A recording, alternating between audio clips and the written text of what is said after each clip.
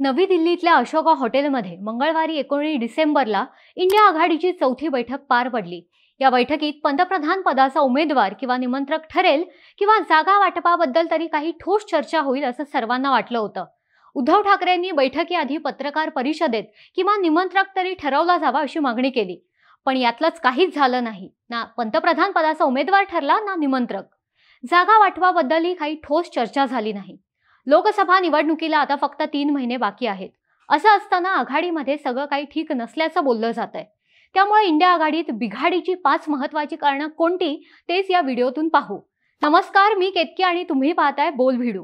पहिलं कारण सांगितलं जातंय पंतप्रधान पदाचा उमेदवार कोण यावरून स्पष्टता नाही। आपल्या देशात संसदीय लोकशाही आहे, मात्र भाजपने 2014 आणि 2019 लोकसभा निवडणुकीत मोदी विरुद्ध इतर अशी लढत करून याला अध्यक्षीय लोकशाहीचं स्वरूप दिलेलं। 2024च्या लोकसभा निवडणुकीतही पंतप्रधान नरेंद्र मोदी हेच भाजपचे पंतप्रधान पदाचे उमेदवार असतील हे भाजपनं स्पष्ट केलंय। त्यामुळे नव्याने स्थापन झालेल्या इंडिया आघाडीमध्ये सुद्धा पंतप्रधान पदाच्या चर्चा सुरू झाल्या आहेत। इंडिया आघाडीची जून 2023 मध्ये दुसरी, नोव्हेंबर 2023 मध्ये तिसरी आणि 19 डिसेंबरला चौथी बैठक पार पडली। परंतु या तिन्ही बैठकीत आतापर्यंत पंतप्रधान पदाचा उमेदवार किंवा आघाडीचा संयोजक कोण असेल याबाबत एकमत होऊ शकलेलं नाहीये। नोव्हेंबरमध्ये पार पडलेल्या दुसऱ्या बैठकीत संयोजक नेमला जाईल असं सांगण्यात आलेलं, पण तेव्हाही कोणत्याही नावावर एकमत झालं नाही। 19 तारखेला पार पडलेल्या बैठकीत तृणमूल काँग्रेसच्या अध्यक्ष ममता बॅनर्जी यांनी काँग्रेसचे अध्यक्ष मल्लिकार्जुन खरगे यांना पंतप्रधान पदाचा उमेदवार म्हणून घोषित करण्यात यावं असा प्रस्ताव मांडला होता असं बातम्यांमध्ये आलं। आम आदमी पक्षाचे राष्ट्रीय संयोजक अरविंद केजरीवाल यांनी देखील खरगेंच्या नावाला समर्थन दिल्याचं बोललं गेलं। परंतु आपण आधी एकत्र निवडणूक लढू, जिंकू आणि नंतर पंतप्रधान पदाचा उमेदवार ठरवू अशी प्रतिक्रिया मल्लिकार्जुन खरगे यांनी दिली। पण पंतप्रधान पदाच्या नावावरून आघाडीत बिघाडी होऊ शकते म्हणून उमेदवार देण्यात आला नसल्याच्या चर्चा होत आहेत। दुसरं कारण म्हणजे जागा वाटपाचा तिढा। इंडिया आघाडीत फूट पडू शकते असा सर्वात महत्त्वाचा मुद्दा आहे जागा वाटपाचा। 19 तारखेच्या बैठकीत काँग्रेसनं 300 जागा लढवाव्यात आणि इतर पक्षांना 243 जागा द्याव्यात असा प्रस्ताव ममता बॅनर्जींनी मांडल्याचं सांगितलं जातंय। परंतु याबाबत सखोल चर्चा झालेली नाहीये। जागा वाटपावरून पश्चिम बंगाल, बिहार, दिल्ली, पंजाब आणि महाराष्ट्र या राज्यांमध्ये वाद निर्माण होऊ शकतो। पश्चिम बंगालमध्ये टीएमसी, लेफ्ट आणि काँग्रेस हे इंडिया आघाडीचे घटक पक्ष आहेत। पश्चिम बंगालमध्ये लोकसभेच्या 42 जागा आहेत। त्यापैकी काँग्रेसला फक्त बहरामपूर आणि दक्षिण माल्ला या 2 जागा देण्यासाठी टीएमसी इच्छुक असल्याचं सांगितलं जातंय। याशिवाय तृणमूल काँग्रेस आणि लेफ्ट बंगालमध्ये आघाडी करणार नसल्याचं दोन्ही पक्षांकडून स्पष्ट करण्यात आलंय। अशा वेळी काँग्रेस कोणासोबत जाईल याबाबतही स्पष्टता नाहीये। दिल्ली आणि पंजाबमध्ये आम आदमी पक्ष आणि काँग्रेस एकमेकांविरुद्ध लढतायत। 2019 मध्ये पंजाबमध्ये काँग्रेसनं 13 पैकी 7 जागा जिंकल्या होत्या। त्या 7 जागा काँग्रेसला मागतायत। पण काँग्रेसचा विधानसभा निवडणुकीत झालेला पराभव पाहता आप काँग्रेसला सर्व 13 जागा मागतंय। याशिवाय दिल्लीच्या 7 पैकी कमीत कमी 5 जागांवर आप उमेदवार देण्याच्या तयारीत आहे। त्यामुळे आप आणि काँग्रेसच्या दिल्ली आणि पंजाबमधील नेत्यांमध्ये रोज खटके उडतायत। बिहारमध्ये देखील राष्ट्रीय जनता दल आणि जनता दल युनायटेड हे 2 प्रादेशिक पक्ष 40 पैकी 30 जागांवर दावा करतायत।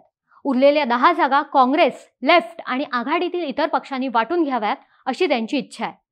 महाराष्ट्रातही काँग्रेस, शिवसेना, ठाकरे गट आणि राष्ट्रवादी शरद पवार गट हे जागा वाटपाबाबत अजूनही चर्चाच करतायत। एकंदरीतच काय तर काँग्रेसला अनेक राज्यांमध्ये स्वतःची स्पेस आणि वोट प्रादेशिक पक्षांसाठी सोडावी लागणार आहे। म्हणजेच काय तर काँग्रेस किती त्याग करू शकतो यावरच आघाडीत बिघाडी होणार की काय हे गणित ठरणार आहे। पण या जागा सोडण्याची तयारी काँग्रेस दाखवेल का हा महत्त्वाचा प्रश्न आहे आणि हेच आघाडीत बिघाडीचे अजून एक कारण ठरतंय। तिसरं कारण येतं ते म्हणजे वैयक्तिक महत्त्वाकांक्षा। इंडिया आघाडीतल्या नेत्यांच्या वैयक्तिक महत्त्वाकांक्षा फार मोठ्या आहेत। आघाडी एक आणि पंतप्रधान पदाचे उमेदवार अनेक अशी सध्याची इंडिया आघाडीची स्थिती आहे। इंडिया आघाडीचे पंतप्रधान पदाचा उमेदवार घोषित केला नसल्याने ममता बॅनर्जी, नितीश कुमार, अरविंद केजरीवाल या नेत्यांनी देखील पंतप्रधान पदाची स्वप्न पडू लागलेत।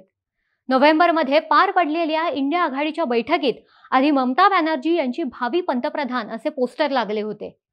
ममता बॅनर्जी 3 टर्मच्या मुख्यमंत्री आहेत, त्यामुळे त्यांची पंतप्रधान पदाची महत्त्वाकांक्षा असणं साहजिक आहे। अरविंद केजरीवाल यांनी 2014ची निवडणूक स्वतःला पंतप्रधान पदाचा चेहरा घोषित करून लढली होती. आपची 2 राज्यात सत्ता आहे, त्यामुळे तेही या रेसमध्ये आहेत. परिस्थितीचा अंदाज घेण्यासाठी ममता बॅनर्जी यांनी पंतप्रधान पदासाठी खरगे यांचं नाव पुढे केल्याच्या चर्चा आहेत. आता खरगे यांनी स्वतःला आपण या रेसमध्ये नसल्याचं सांगितलंय. खरगेंचं नाव पुढे करून आपण गांधी परिवारातील व्यक्तीला पंतप्रधान पदाचा उमेदवार म्हणून स्वीकारणार नाही, हेही ममता बॅनर्जींनी स्पष्ट केलंय. त्यामुळे ममता बॅनर्जींचे चान्सेस अजूनच वाढतात. याशिवाय महाराष्ट्रातून शरद पवार आणि बिहारमधून नितीश कुमार यांना देखील पंतप्रधान पदाची इच्छा आहे. 19 तारखेला जी बैठक पार पडली त्यात नितीश कुमार हिंदीत बोलत असताना DMKच्या खासदारांना त्यांना मध्येच थांबवून इंग्रजीमधून बोलण्याची विनंती केली. यावर तुम्हाला हिंदीसोबत काय समस्या आहे असं वक्तव्य बैठकीत नितीश कुमारांनी केलं. यावरून इंडिया आघाडीत सगळं काही गुलाबी नाहीये असंच दिसतंय. बिघाडीचं चौथं कारण ठरू शकतं ते कॉमन मिनिमम प्रोग्रामचं. काँग्रेसने 2004 ते 2014 असं 10 वर्ष केंद्रात आघाडीचं सरकार चालवलंय. या सरकारमधील विविध पक्षांना बांधून ठेवणारा एक दुवा होता common minimum program. Common minimum प्रोग्राममध्ये सर्व पक्षांच्या जाहीरनाम्यातील मुद्दे पुढे घेऊन आपलं सरकार या प्रश्नांवर काम करेल असं ठरवलं जातं. महाराष्ट्रात 2019 साली जेव्हा महाविकास आघाडीची सत्ता स्थापन झाली तेव्हा देखील शिवसेना, राष्ट्रवादी आणि काँग्रेस या तिन्ही पक्षांनी कॉमन मिनिमम प्रोग्रामची घोषणा केली होती. त्यामुळे काय होतं तर सत्तेतील विविध पक्षांमध्ये विकास कामांच्या बाबतीत समन्वय राहतो. पण इंडिया आघाडीत अजूनही जागा वाटपाबाबत स्पष्टता नाहीये. त्यामुळे कॉमन मिनिमम प्रोग्राम बद्दल कोणतीही चर्चाच झालेली नाहीये. याशिवाय कोणता अजेंडा घेऊन निवडणुकीला समोर जायचं हे देखील ठरवण्यात आलेलं नाहीये. काँग्रेस जातीय जनगणना आणि अदानींचा मुद्दा पुढे करून निवडणुकीला तोंड द्यायचा विचार करत आहे. पण अनेक प्रादेशिक पक्ष अदानींच्या मुद्द्यावर काँग्रेसच्या सोबत नाहीयेत. अगदी शरद पवारही अनेकदा अदानींच्या बाजूने असलेले पाहायला मिळाले. अदानींचा विरोध न करण्यामागचं कारण म्हणजे अदानींची मोठ्या प्रमाणात काही राज्यांमध्ये गुंतवणूक आहे. स्वतः काँग्रेसच्या राज्यांमध्येही अदानींची गुंतवणूक आहे. तसंच अदानींना विरोध म्हणजे आपण बिझनेस विरोधी आहोत अशी भावना लोकांमध्ये तयार होऊ शकते. त्यामुळे देखील अदानींच्या मुद्द्यावरून काँग्रेसला साथ मिळत नाहीये. ममता बॅनर्जी यांचा तर जातीय जनगणनेला देखील विरोध आहे. आघाडीत बिघाडीचं शेवटचं आणि 5वं कारण आहे निवडणूक कोण, किती आणि कसा खर्च करणार. निवडणूक ही अत्यंत खर्चिक प्रक्रिया आहे. 2019च्या लोकसभा निवडणुकीचा अंदाजे खर्च 60,000 कोटी रुपये इतका होता. म्हणजे एका सीटसाठी सरासरी 100 कोटी रुपये खर्च करण्यात आलाय. 1998च्या तुलनेत ही वाढ 7 पट आहे. सेंटर फॉर मीडिया स्टडीजनं केलेल्या पोल एक्सपेंडिचर द 2019 इलेक्शन्स या अभ्यासात हा दावा करण्यात आला. यावरून निवडणुकीचा खर्चाचा अंदाज येऊ शकतो. आता राजकीय पक्षांना मिळणाऱ्या देणग्या पाहिल्या तर 2021-22 मध्ये मागील आर्थिक वर्षाच्या तुलनेत सत्ताधारी भाजपचं उत्पन्न 155% वाढून 1,917 कोटी रुपयांवर पोहोचलंय. यातलं जवळपास 54% पैसे इलेक्टोरल बॉन्डमधून आले आहेत, अशी माहिती निवडणूक वॉचडॉग संस्था असोसिएशन फॉर डेमोक्रेटिक रिफॉर्म्सच्या अहवालात म्हटलं आहे. उत्पन्नाच्या बाबतीत दुसऱ्या क्रमांकावर TMC आहे.